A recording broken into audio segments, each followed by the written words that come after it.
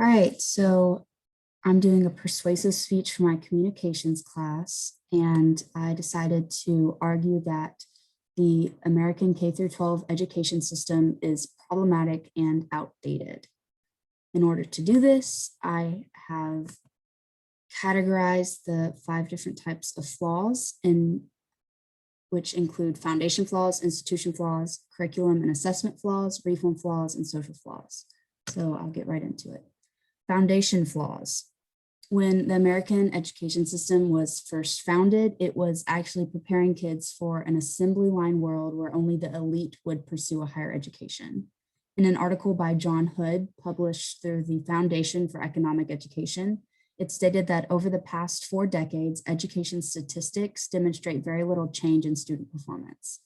So despite the world changing from a non-industrial systematic assembly line world, we have done no restructuring to our education systems to prepare students for a different type of lifestyle.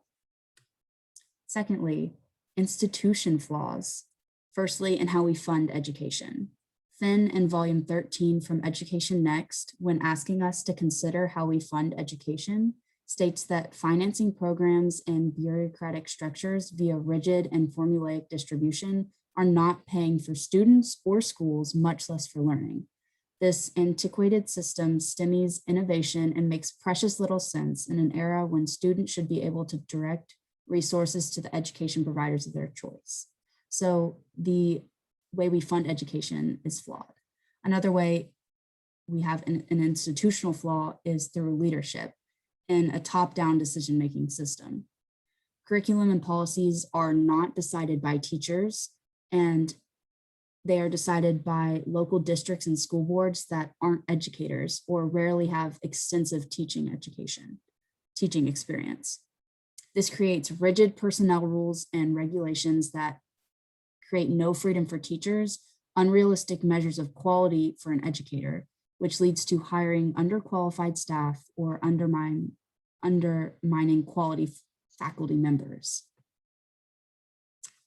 Thirdly, there are curriculum and assessment flaws, which deal with teacher and student accountability. Teacher and student accountability are determined solely by state testing and student achievement/growth. Knight, in her dissertation on the effects of high stakes testing on teacher accountability, states that the state boards of education and the US Department of Education heavily relied on tests to determine school and teacher effectiveness. The pressure from these entities often forced teachers to gear a large percentage of their instructional time to teaching to high stakes tests rather than providing a well-rounded educational experience for each student. This actually started with the No Child Left Behind Act, which is not in place now, but it created an environment where high stakes testing is the way that quality teaching is measured, and it created this problematic environment. Another problem with curriculum and assessment is there are too many individual state curriculums. Our nation is ranked low in national surveys based on education because we lack a national curriculum and our state curriculums aren't cohesive. Next is reform flaws. Firstly, we have too many reforms stacked right on top of each other and we don't fix the source. Secondly, there's a big reform that we are unable to undertake, which is actually adapting to the digital era. We have a system that fights against this from lack of resources, lack of knowledge and skills. We have institutional pushbacks. We have teachers that don't believe in technology. And we also have assessments and testing fighting against this change that we need to make.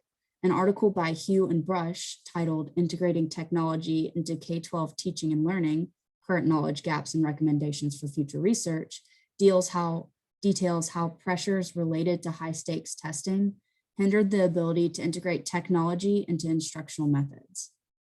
A strong education system should be able to adapt to the changing environment, but ours is resisting one of the most important reforms it must make.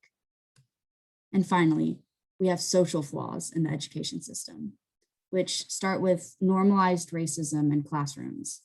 Rita Coley and others in volume 41 of the book Review of Research in Education explore the many ways in which the American education system is still racist. They state at the end of their research that rather than continuing the trend of evading racism in K-12 school research, we argue that there is a utility in an interdisciplinary approach to racism research in schools, as improved tools are needed to name, challenge, and transform the racializing conditions in which students of color are educated. Another social issue is low social and economic status in students. Clatworthy, in his article titled "The Future of Public K-12 Education," makes a simple statement regarding the link between social and economic welfare and statewide assessment scores, saying, "Clearly something is wrong across America when a majority of students from low socioeconomic status are failing to meet high school standards and thereby qualify or fail to qualify for further education."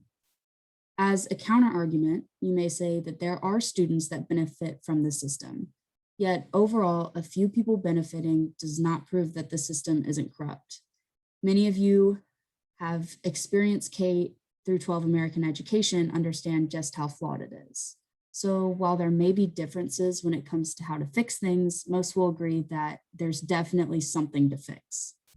So to conclude, it is my belief that the K through 12 education system here in America is deeply flawed in its foundational basis, institution structure, curriculum/assessments, reform attempts, and social dynamic. I hope that I've stated a well-rounded case for each. So thank you guys for listening to my second TED Talk, and have a great rest of your day.